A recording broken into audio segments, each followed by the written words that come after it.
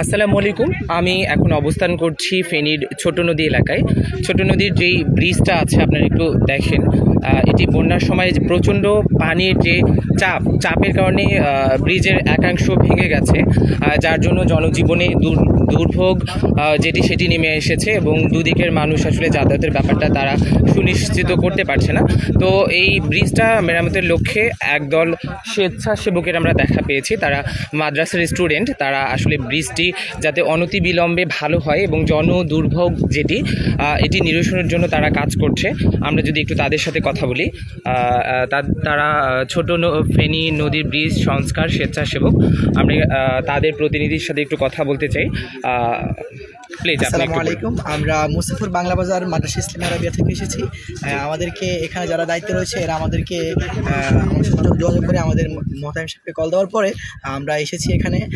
সকাল থেকে আমরা কাজ করে যাচ্ছি আলহামদুলিল্লাহ। একটু যদি আমি আপনাকে থামাই, ব্রিজটি আসলে বন্যার কারণেই ভেঙে গেছে এবং পানিটা আসলে কোন দিক থেকে আসছিল বা সুইচ গেটের কথা যেটি আমি শুনলাম, একটু যদি বলতেন আপনি। আচ্ছা ভাই, এখানে আমাদের ওইদিকে একটা মুসাফির সিভিক্স বলা হয়, ওখানে একটা সুইচ গেট ছিল।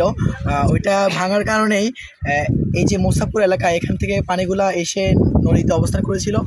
পরবর্তী সুইচটা বন্ধ থাকার কারণেই ওখানে কিছু লোক দায়িত্ব ছিল, ওরা পরবর্তী সুইচের যতগুলো ডালা ছিল ওইগুলো তারা তুলে দেয়। তারপরে খুলে দেওয়ার পরে ওই ব্রিজটা আর পানির স্রোত বেশি হওয়ার কারণে ব্রিজটা আর ভার নিতে পারলো না।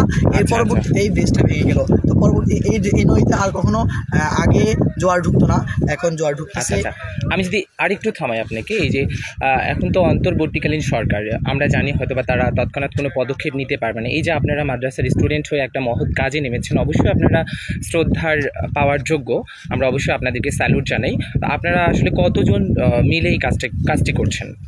আমরা এখানে দুই দিক থেকে এসেছি। একটা হচ্ছে ব্রিজের পূর্ব পাশ, আর একটা হচ্ছে এদিকে আমাদের বাংলা বাজার। ব্রিজের পূর্ব পাশে যে মাদ্রাসা, ওটা হচ্ছে ওলামা বাজার মাদ্রাসা। ওখানে আচ্ছা, হ্যাঁ বলুন। ওখান থেকে এসেছে প্রায় 50 জনের মতো, আর আমাদের এখান থেকে প্রায় 30 জন এসেছে। বড় ছাত্ররা আমাদের পাঠিয়েছে। এটিকে আপনাদের নিজস্ব অর্থায়নে হচ্ছে নাকি কেউ অর্থ দিচ্ছে আপনাদেরকে?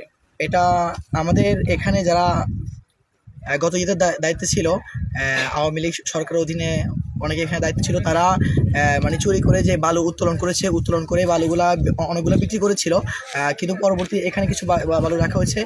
আমরা এখন ওগুলো থেকে বালুগুলো এনে এখান থেকে আমাদের জনগণ করতেছে। এগুলা যেখানে এই যে এখানে যারা কাজ করতেছে এদের মাধ্য দিয়ে আমরা বালুগুলোকে ওখান থেকে এনে এখানে আমরা বস্তার মধ্য দিয়ে ভরে এখানে মেরামত করার চেষ্টা করতেছি। পর্যাপ্ত পরিমাণ মানুষ চেষ্টা করতেছে যে কাজটা করার জন্য। এই যে বালুগুলো কিন্তু মানুষ যারা যে তুলেছিল, যাদের ক্ষমতা ছিল তারা তুলেছিল, কিন্তু এখন তারা নেই বিদায় অনেকে বাধা দিয়েছিল। এই পারে পুরো পাড়ের একজন বালু উত্তোলনকারী, তার নাম হচ্ছে সেন্টু, উনি বাধা দিয়েছিল। কিন্তু পরবর্তীতে যখন জনগণ জানতে পেরেছিল তখন মানুষ গিয়েছিল, কিন্তু তাকে আমরা খুঁজে পাই নাই।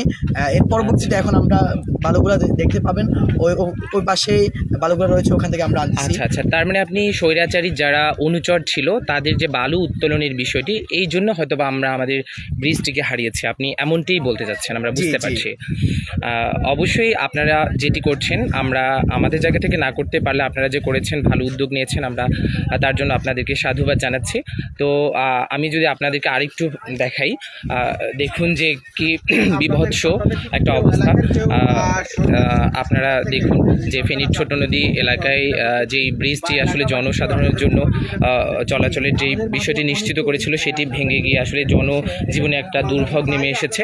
আমরা আশা করছি আমাদের এই মাদ্রাসার ছোট ভাইয়েরা যে উদ্যোগটি নিয়েছেন তারা অনতিবিলম্বে সেই সমস্যাটুকু নিরসন করবেন। এই ছিল এই জায়গার সর্বশেষ পরিস্থিতি।